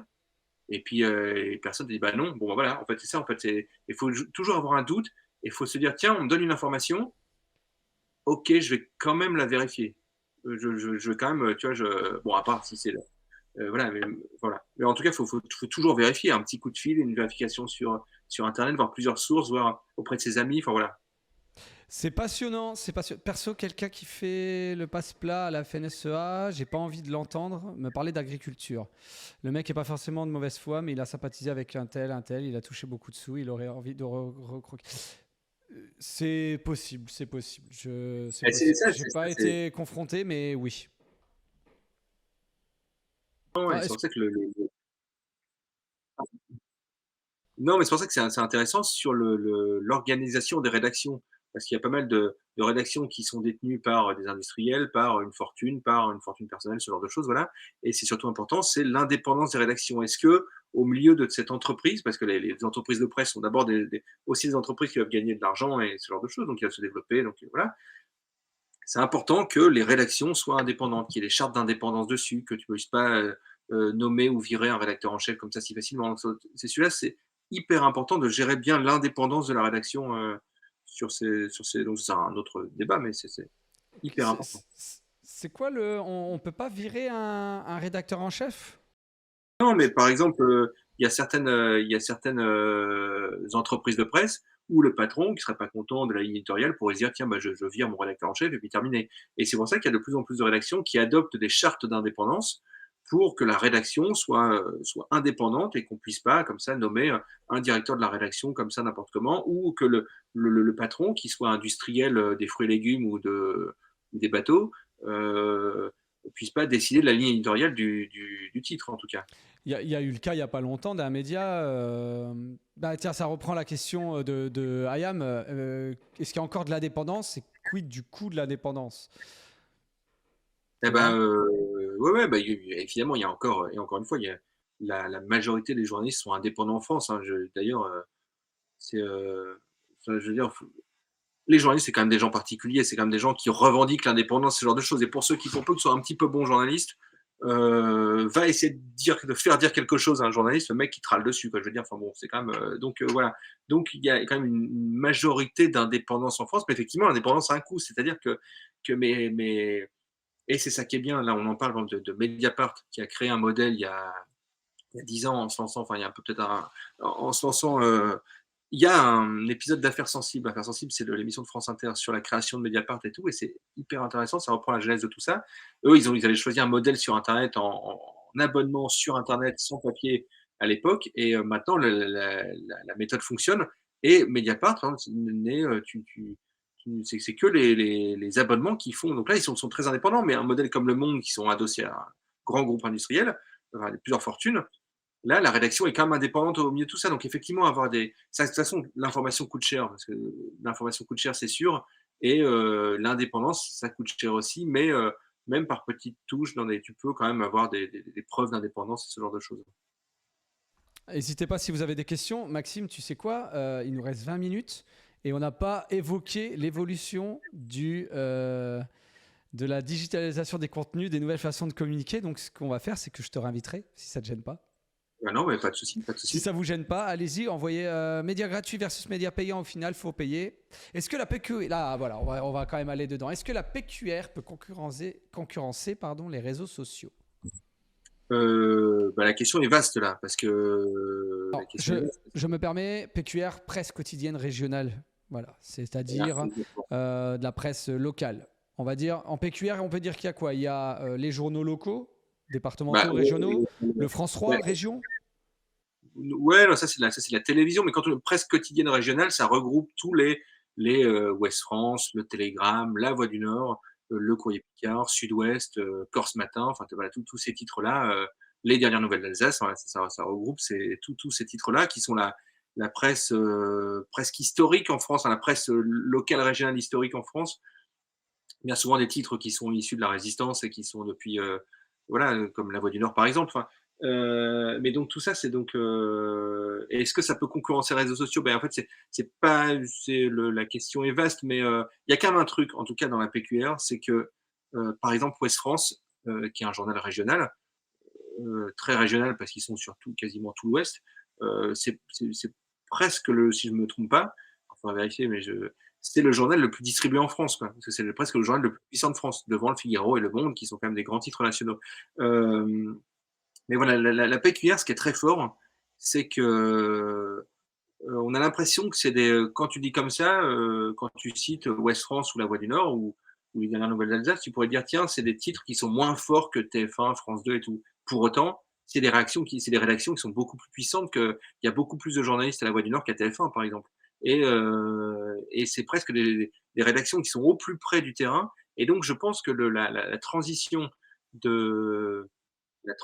que devrait faire la PQR, et c'est en ce sens-là que nous on travaille, parce que moi je bosse beaucoup sur la vidéo sur ces sujets-là, c'est que par exemple quand tu compares un France 3 avec un titre de PQR comme Ouest France ou La Voix du Nord par exemple, moi je suis sur le domaine des Hauts-de-France et tout, on a l'impression que France 3 par exemple est plus fort parce que c'est la télé historiquement, ce genre de choses, sauf que la rédaction de France 3 est infime par rapport à la rédaction de La Voix du Nord et que potentiellement la PQR est beaucoup plus puissante. Et là il y a même un changement d'image à se donner que quand tu prends les titres de PQR en France, eh ben, les titres de PQR sont presque les journaux les plus puissants. C'est là où tu as le plus de rédaction, c'est là où tu as le plus de photographes, c'est là où tu as le plus de reportages sur le terrain, c'est là où tu as le plus d'informations. Et tu regardes bien, les médias nationaux s'informent et sourcent quand même pas mal sur les sujets de la PQR. Quand tu regardes TF1 et France 2 ou les grands médias, il y a quand même beaucoup d'infos qui ressortent du terrain. Et le terrain, majoritairement, c'est les gens de la PQR. Et le terrain, c'est un peu la vérité.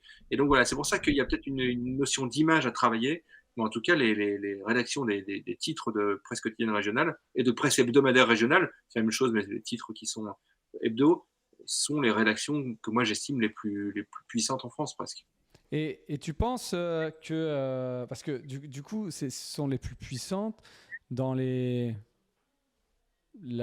véracité de l'information, on peut dire ça comme ça, ou dans le nombre de journalistes, mais est-ce que si on est dans un point de vue purement business, entre guillemets, est-ce que ce sont eux qui font le plus les titres les plus vus, vendus, les posts les plus vus, les comptes les plus suivis? Tu vois ce que je veux dire?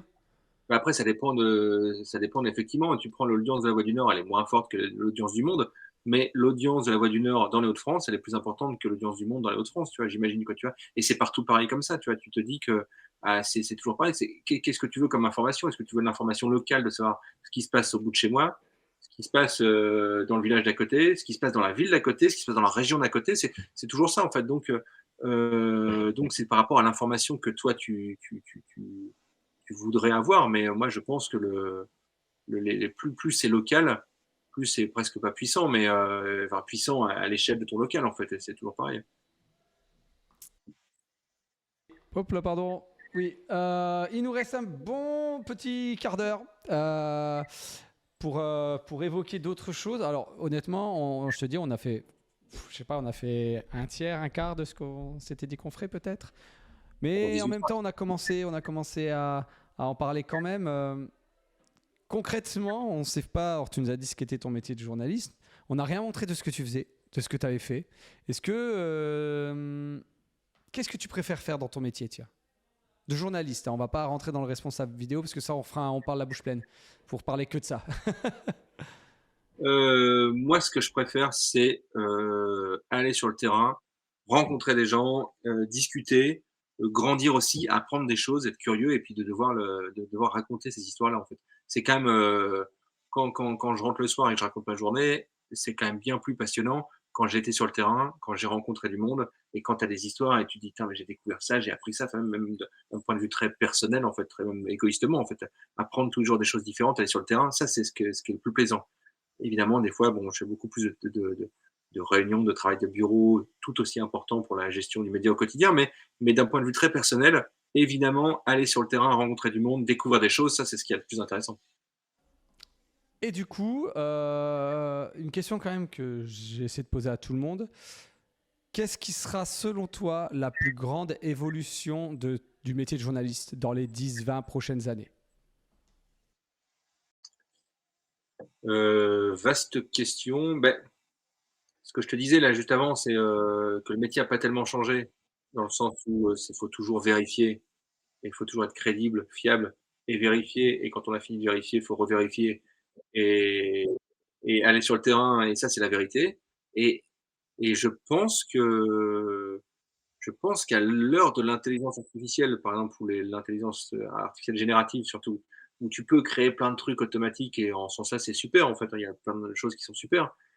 Néanmoins, la vérité sera toujours le terrain en fait. Il faudra toujours aller sur le terrain, tu vois? Donc je pense que, d'un point de vue, le métier va pas tant que ça évoluer et on aura peut-être encore plus besoin d'aller sur le terrain comme on a besoin d'aller, alors ça coûte cher, voilà, mais on a besoin d'aller en Ukraine, on a besoin d'aller dans la bande de Gaza pour voir ce qui s'y passe, on a besoin d'aller dans le Haut-Karabakh, on a besoin d'aller dans tous ces coins-là en fait et de voir ce qui se passe en fait, donc donc on ira peut-être différemment avec du matériel qui sera différent, mais il faudra toujours y aller en fait. Donc en ce sens-là, le métier va, je crois, va pas tellement évoluer.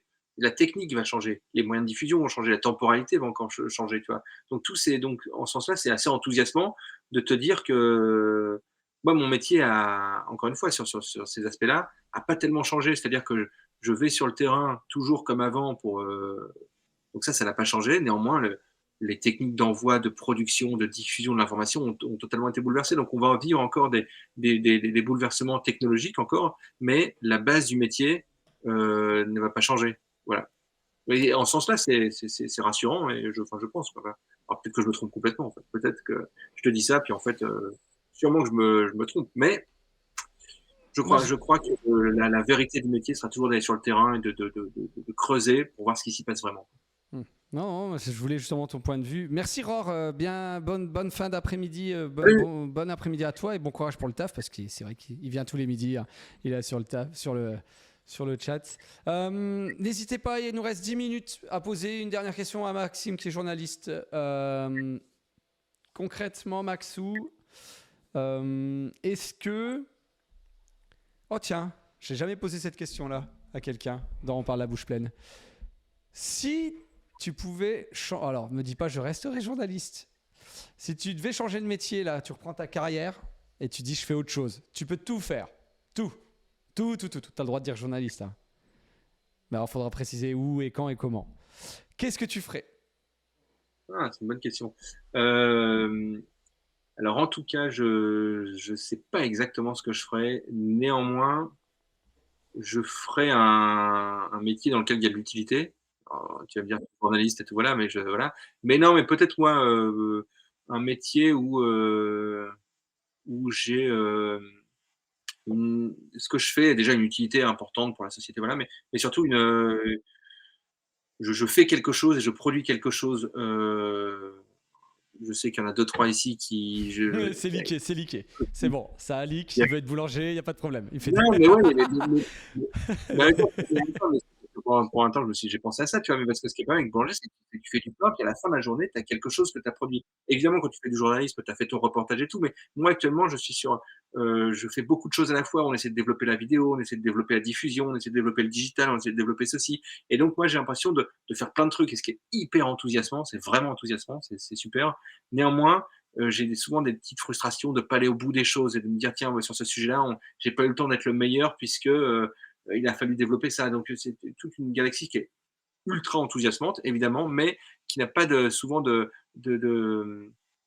finalité parce qu'on passe à autre chose et tout. Donc, c'est pour ça que moi, je ferais peut-être un métier avec, peut-être revenir sur le terrain, en fait, faire du reportage ou peut-être boulanger ou peut-être, voilà, un truc, ouais, je Très, sais pas, je me pose des très bien, questions, très bien.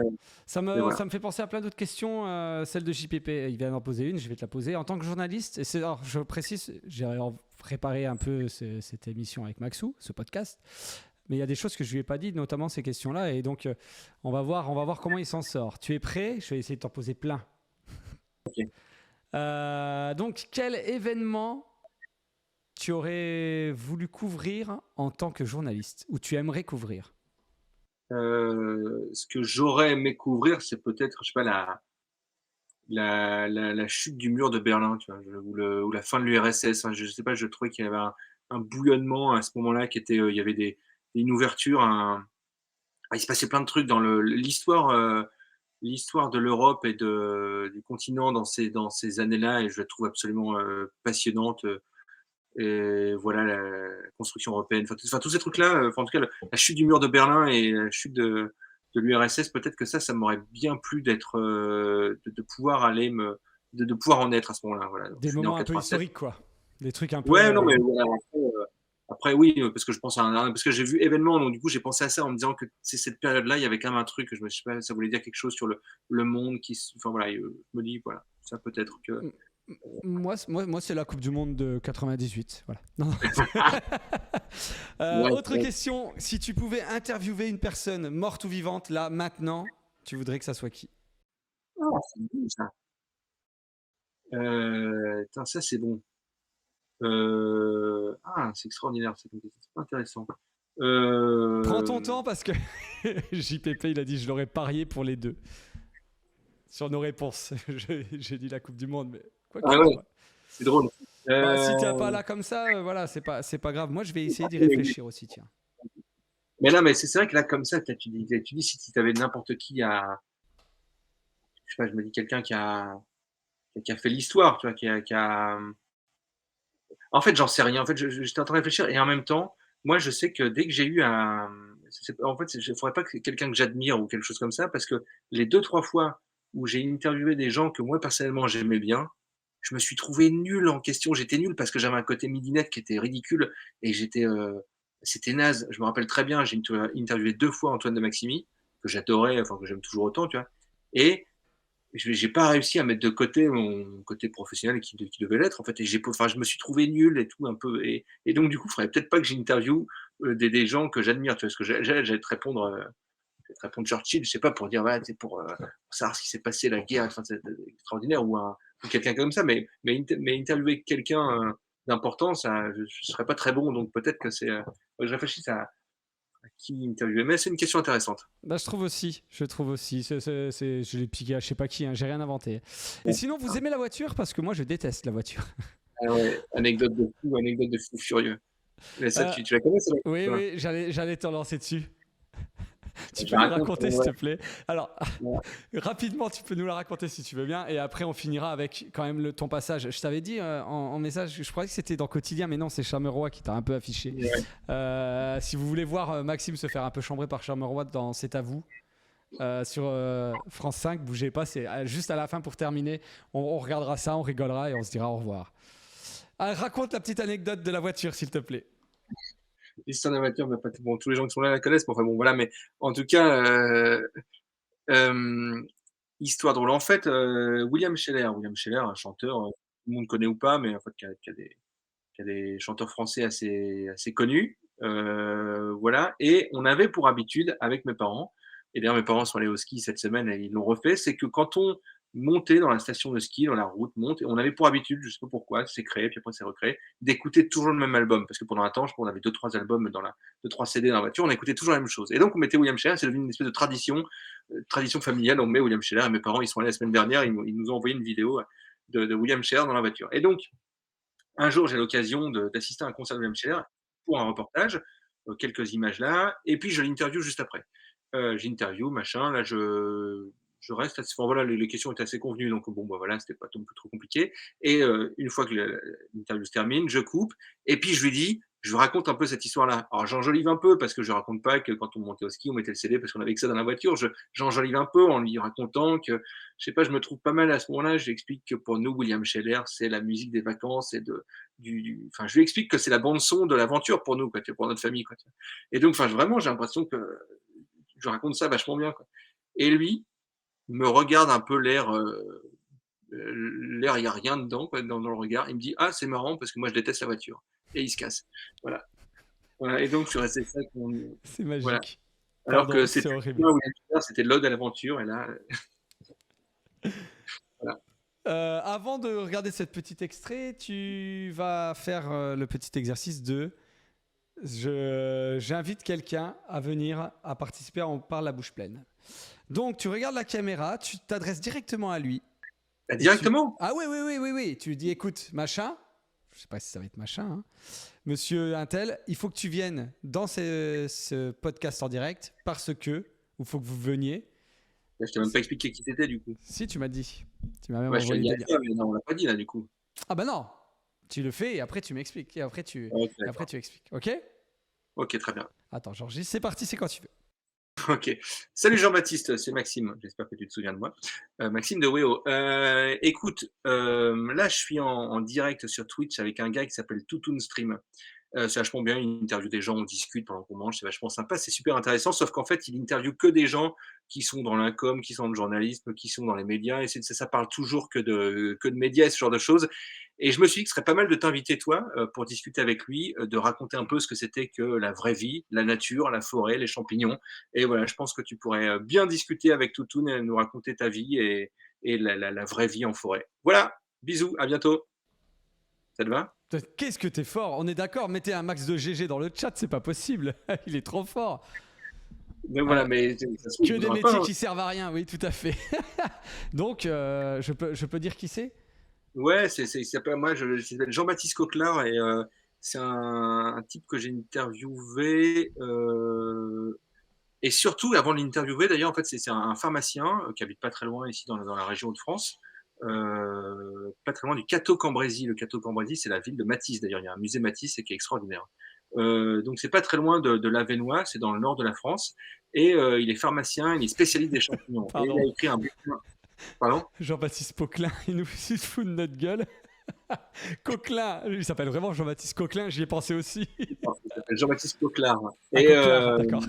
pardon, j'articule pas très bien en fait, désolé. Et en fait, il fait un truc qui est extraordinaire, c'est que à la saison des champignons, et ben, il ouvre des groupes gratuitement pour le suivre en forêt, pour aller récolter des champignons et puis savoir ce qui est bon, ce qui est pas bon, ce qu'il faut manger, ce qu'il faut pas manger et tout. Et c'est assez extraordinaire, et c'est un milieu qui est super. Et je me dis que ce serait sympa de pouvoir l'interviewer, de discuter avec lui, parce que c'est un type super sympa, et puis parce que c'est passionnant, et puis parce que il fait partie d'une association qui s'appelle les Ch'tis Coureurs, et c'est des gars qui courent et qui sont ultra solidaires. Et voilà. Avec Alban aussi, Alban aurait pu être aussi un bon candidat à faire venir, mais ça, c'est des gens bien qui ont des choses à raconter et qui font les choses bien. Donc voilà.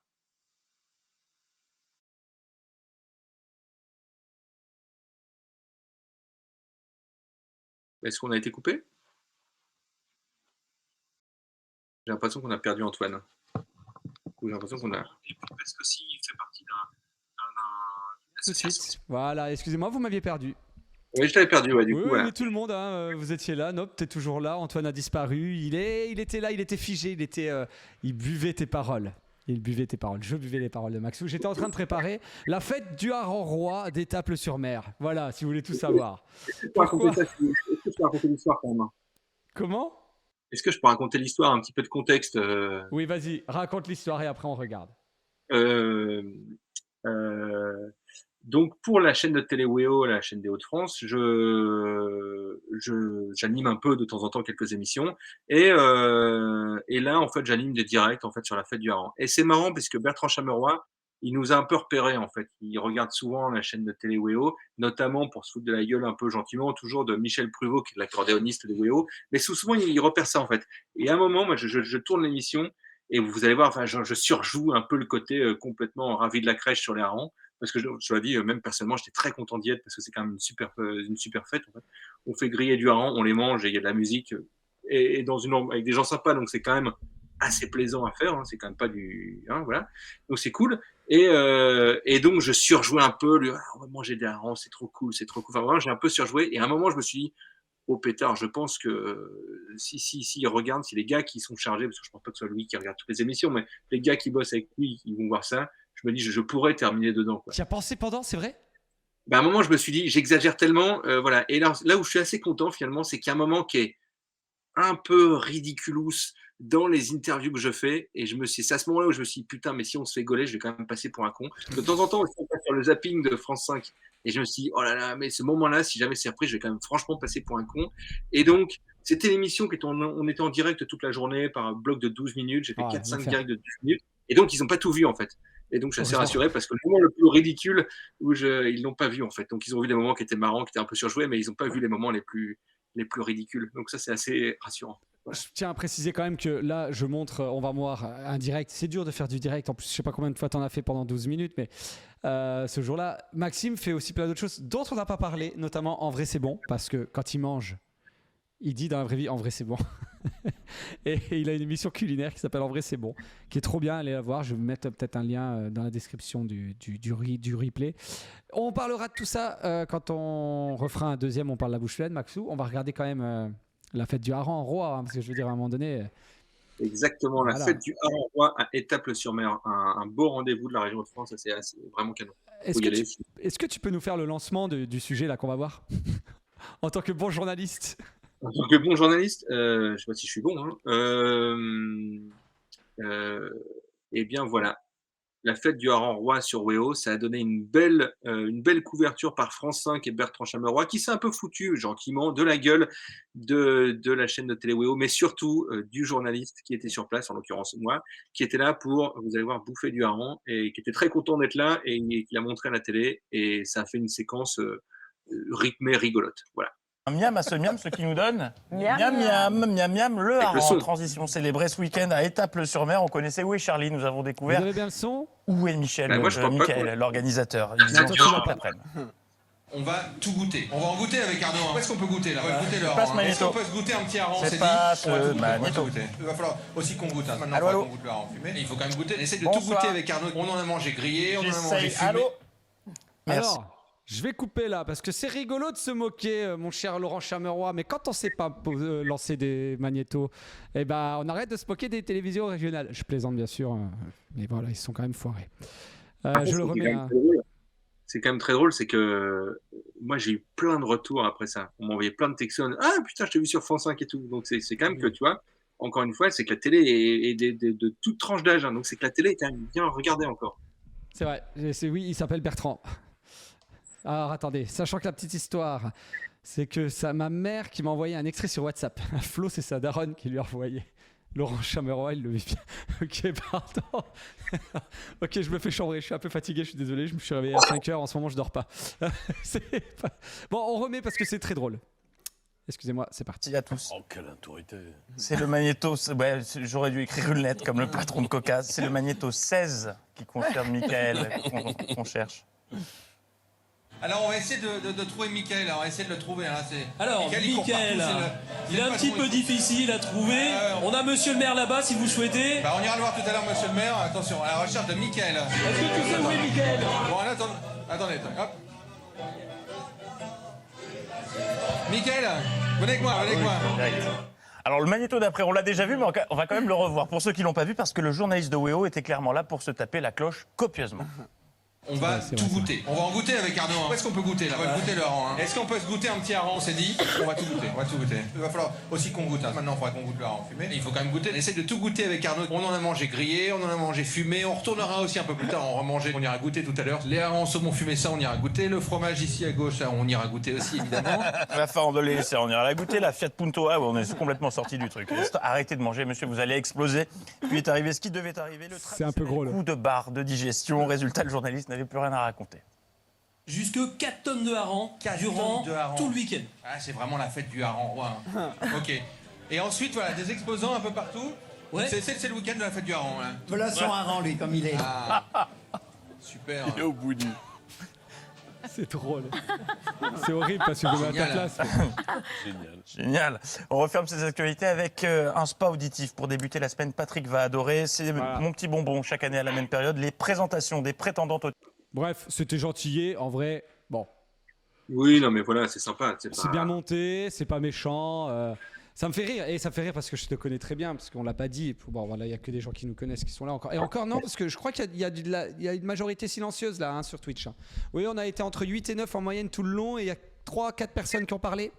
Il y a 3 personnes qui ont regardé comme ça en loose day. Hein. Il avait pas tort, t'étais venu pour te gaver de hareng. Maxou, tu peux nous le dire maintenant. Ben oui. Est-ce que Bertrand Chameroy avait raison?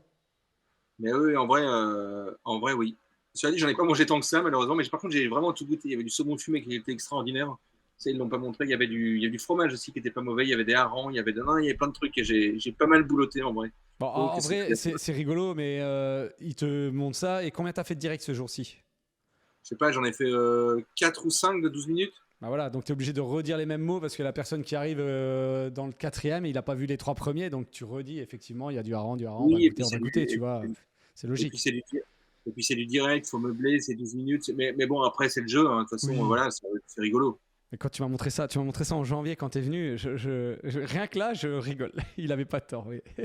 Non, c'est très rigolo. Bah écoute, Maxou, je crois qu'on a terminé. Super, il est 14h10, ça tombe bien, parce qu'il faut que je retourne au boulot, là. T'as une réunion? Attends, non, tu me fais la fin comme le début ou pas? C'est... Ah, je retourne travailler, hein. Et puis, hop. Non, je vais te laisser. Merci beaucoup, merci Maxou. Comment t'as trouvé le moment? J'ai trouvé que c'était un bon moment. Merci pour ce moment, Antoine Toutoun-Srima.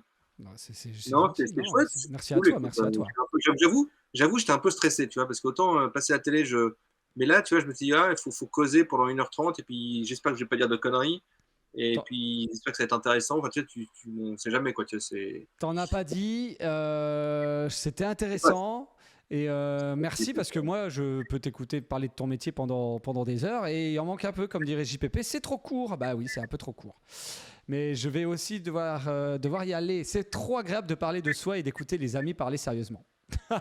Et bah, en fait, je crois que c'est pas faux. Parce qu'avec Maxime, on cache pas, on a déjà pas mal parlé de tous ces sujets, mais en parler comme ça, un peu sérieusement, un peu, tu vois, dans un cadre, c'est un peu différent, je trouve. C'est un peu différent. Merci beaucoup, Maxou. Merci à tous d'être venus. Je vais faire ma petite outro, tu restes avec moi. Hein. Outro, tu sais. Moi, je vais retourner bosser, du coup. Ouais, allez, travaille bien. Hein. Oh la vache, cette fin. Non, je peux pas, moi. Je vais en faire un gif, Maxou, je vais en faire un gif de ça. Ah ouais, je veux bien. Si ça fonctionnait, si tu veux, je peux te la refaire. Hein, tu me la refais, attends, je te mets en grand et tu me la refais. Allez, merci Maxime. Bah, tu refais, je retourne travailler. Merci de m'avoir écouté sur On parle la bouche pleine. Je retourne travailler et tu te retournes, c'est tout. Et tu me laisses 3 secondes sans bouger de dos. Ok. Merci Maxime. Eh ben, mon plaisir. À très bientôt, Toutoun. Et je retourne bosser, moi. On va faire des choses sérieuses parce que ces conneries, là, ça va bien 5 minutes.